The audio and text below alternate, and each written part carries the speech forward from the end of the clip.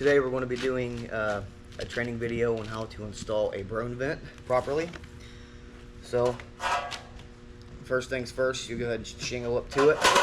You'll get to your penetration, cut out where your penetration is going to be. Obviously the shingle placement is going to be different on different ones. This one here works out pretty good. Go ahead and put your Broan vent in there. Make sure lined up good. Set him there like that. You go ahead and nail it. You'll put 2 nails here, 2 nails here. Do not put any in the front. I repeat, do not put any nails in the front. After you nail that off, you'll go ahead and put your ice and water down. Ice and water over top of it, like so.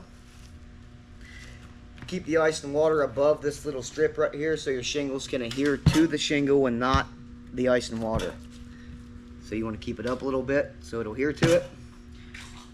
Well, let me backtrack. You want to cock this up, then we'll stick it, then we'll ice and water, then we'll go ahead, put our shingles down here. As you can see, I left a little like an 1/8 inch, like an 1/8 inch or a heavy 1/8 all the way around it, right? This is a very important step. You want to keep it away from your vent so water and debris can flow freely. If you make it tight, it's just going to trap debris, and it makes for a bad day. So after you get that step on there, some people caulk it again here. We don't.